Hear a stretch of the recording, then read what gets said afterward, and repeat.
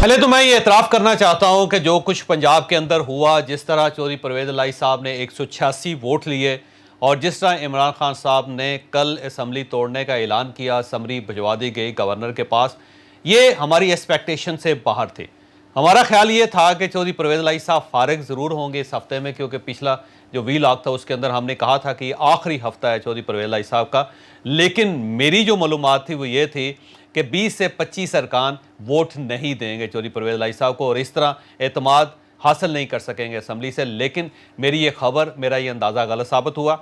پھر میرا خیال یہ تھا کہ چودھری پرویز الہی صاحب اسمبلی بھی نہیں توڑیں گے، میرا یہ اندازہ بھی غلط ثابت ہوا، اور پھر میرا یہ بھی خیال تھا کہ عمران خان صاحب بری طرح پھنس جائیں گے پنجاب میں اور اب شاید ان کی گیم خراب ہو گئی ہے، لیکن میرا یہ اندازہ بھی غلط ہوا۔ تو میں اپنی غلطی کا اعتراف کرتا ہوں کہ یہ تینوں چیزیں ہمارے اندازے کے مطابق نہیں ہوئی، بلکہ کسی کے اندازے کے مطابق بھی نہیں ہوئی، اور عمران خان صاحب نے جو گوگلی کروائی، یہ میرا خیال ہے کہ کسی کو بھی اس کا اندازہ نہیں تھا کہ اس طرح بھی ہو سکتا ہے۔ بہرحال اب اس کے پیچھے جو کہانیاں ہیں وہ کھل کے سامنے آ رہی ہیں کہ پاکستان پیپلز پارٹی اور پاکستان مسلم لیگ نون نے پی ٹی آئی کے 9 ارکان لپیٹ لیے تھے،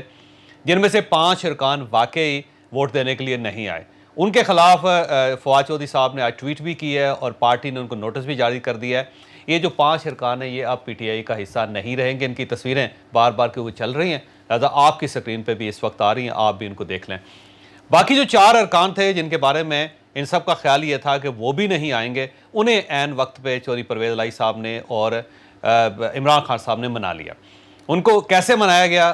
ایک کہانی تو یہ ہے کہ چودھری پرویز الہی صاحب نے حلف دیا ان چاروں کو کہ میں اسمبلی نہیں توڑوں گا، اور وہ اس حلف کے چکر میں اسمبلی پہنچ گئے۔ کچھ لوگوں کا خیال یہ ہے کہ عمران خان صاحب نے اپنا انفلوئنس استعمال کیا، جو ان کے رشتہ دار تھے، دوست تھے، ان سب کو بتایا گیا، ان سب کو بھجوایا گیا، ان سب نے ان کی منتیں کر کے ان کو بتا کے کہ اس کے نتائج بڑے خوفناک نکلیں گے، انہیں راضی کر لیا، اور وہ 4 لوگ وقت پہ اسمبلی پہنچ گئے، اور یوں چودھری پرویز الہی صاحب رات 1:20 پہ اعتماد کا ووٹ لینے میں کامیاب ہو گئے۔ لیکن اس کے بعد یہ بھی ایک خبر ہے کہ اب کیونکہ وہ اسمبلی توڑ چکے ہیں تو اب اس کے بعد پارٹی کے ٹوٹنے کا عمل شروع ہو جائے گا۔ لیکن جہاں تک عمران خان صاحب کا تعلق ہے تو میرا خیال یہ ہے کہ عمران خان صاحب پہلی جنگ جیت چکے ہیں پنجاب کی، اور پاکستان مسلم لیگ نون جس کا یہ خیال تھا کہ کسی بھی شکل میں اسمبلیاں نہیں ٹوٹیں گی اور عمران خان صاحب بری طرح ناکام ہو گئے اور ہمیں کہیں نہ کہیں سے سپورٹ مل جائے گی، وہ میرا خیال ہے نون لیگ کا یہ اندازہ غلط ثابت ہوا۔ اور اب پاکستان مسلم لیگ نون اگر پنجاب میں اپنی سیاست بچانا چاہتی ہے تو اس کے پاس اب ایک ہی آپشن ہے کہ میاں نواز شریف صاحب واپس آئیں۔ اب اگر میاں نواز شریف واپس نہیں آتے تو میرا خیال ہے جو اگلی جنگ ہوگی وہ بھی نون لیگ اور میاں نواز شریف اور شریف فیملی ہار جائے گی۔ لہٰذا عمران خان صاحب نے بہت بڑا ڈینٹ ڈالا ہے پاکستان مسلم لیگ نون پہ، اور اب خاصا ایشو پاکستان کے اندر پیدا ہو چکا ہے۔ اب اگر 2 دن بعد خیبر پختونخوا کی اسمبلی بھی ٹوٹ جاتی ہے تو وہاں پہ بھی ایک بحران ہوگا، جس بحران کو سمیٹنا اتنا آسان کام نہیں ہوگا۔ اب ایک سوال یہ ہے کہ عمران خان صاحب یہ کام کر کیوں رہے؟ دیکھیں، عمران خان صاحب کا صرف ایک ہی مقصد ہے،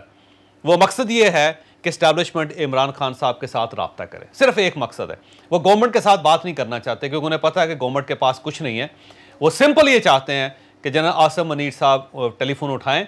اور عمران خان صاحب سے کہیں گے جی آ جائیں جی آپ جی ایچ کیو اور بیٹھ کے آپ سے بات کرتے ہیں، یا اپنا وقت بھجوا دیں، یا جو ایک بیک ڈور ڈپلومیسی چل رہی تھی فوج اور عمران خان صاحب کے ساتھ جنرل باجوہ کے دور میں، وہ دوبارہ بحال ہو جائے اور پھر فوج کے ساتھ یہ مل کے بیٹھ کے معاملات سیٹل کر لے۔ تو عمران خان صاحب کا مقصد صرف یہ ہے۔ اس سے پہلے جتنی تقریریں کی تھی اس کا بھی یہی مقصد تھا، اور اب اسمبلیاں توڑ کے بھی عمران خان صاحب صرف اور صرف جی ایچ کیو کا گیٹ نمبر 4 کھلنے کا انتظار کر رہے ہیں۔ اب اگر یہ گیٹ نمبر 4 کھل گیا تو عمران خان صاحب کے ساتھ ہو سکتا ہے معاملات سیٹل ہو جائیں، اور پھر یہ جو وفاقی حکومت ہے اس کو قائل کیا جائے کہ آپ 3 مہینے پہلے الیکشن کروا لیں، اور ادھر سے عمران خان صاحب سے کہا جائے کہ آپ 2 مہینے اوپر لے جائیں، لہذا جون یا جولائی کے اندر الیکشنز ہو جائیں اور اس سے پہلے وفاقی گورنمنٹ بھی توڑ دی جائے اور کیئر ٹیکر گورنمنٹ آ جائے اور اس کے بعد الیکشن کروا دیجیے۔ عمران خان صاحب کا خواب ہے۔ اب ایک اور سوال یہ بھی پیدا ہوتا ہے کہ کیا عمران خان صاحب فوج کو اور ادھر پی ڈی ایم کو پش کر سکیں گے یا نہیں کر سکیں؟ اب اگر عمران خان صاحب کامیاب ہو جاتے ہیں پش کرنے میں تو پھر اس کا مطلب عمران خان صاحب اگلی جنگ بھی جیت چکے ہیں۔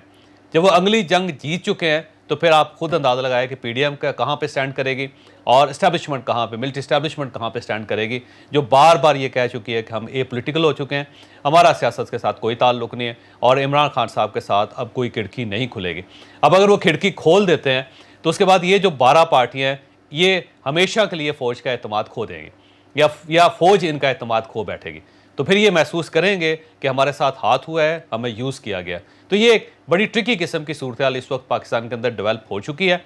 अब मेरा ख्याल ये है कि अगला आने वाला दौर जो है वो बहुत टर्माइल का है। पिछले टर्माइल जो हम उसको भूल जाएंगे। अब एक तरफ इकॉनमी बेहतर हो रही है और दूसरी तरफ से ये जो सियासी बहरान पाकिस्तान में नया पैदा हुआ है, मेरा ख्याल है इसका अफेक्ट अब इकॉनमी पे दोबारा होगा। अब यहाँ पे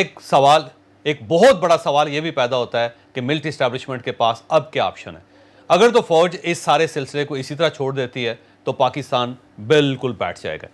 और अगर फौज इस सारे सिलसिले के अंदर आती है तो फिर उसे ए पोलिटिकल का नैरेटिव साइड पर रखना पड़ेगा। फिर वो जो गैर सियासी बयानिया है उससे उसे निकलना पड़ेगा और निकल के मामलात को सेटल करना पड़ेगा। अब आने वाले दिनों में जो भी कुछ होगा, मेरा ख्याल ये है कि उसमें इस्टेब्लिशमेंट का एक बड़ा किरदार होगा, और अगर इस्टेब्लिशमेंट अपने आप को साइड पर रखती है तो ये बहरान इतना शदीद हो जाएगा, इतना बड़ा हो जाएगा कि इसके होल में सब लोग डूब जाएंगे, और जब ये डूबेंगे तो फिर पाकिस्तान को इससे निकालना इतना आसान काम नहीं होगा, क्योंकि फिर हम माशी तौर पे बहुत नीचे चले जाएंगे। लिहाजा अगर आपने पाकिस्तान के माशी अमूर बचाने हैं, आपने पाकिस्तान को बचाना है, आपने पाकिस्तान के आइन को बचाना है, आपने पाकिस्तान में कानून को बचाना है, आपने पाकिस्तान में जमहूरियत को बचाना है, तो फिर मेरा ख्याल है मिलिट्री इस्टेब्लिशमेंट को अब इस सारे मामले में कूदना पड़ेगा, इस गंद को उसे साफ़ करना पड़ेगा, और अगर साफ़ नहीं करते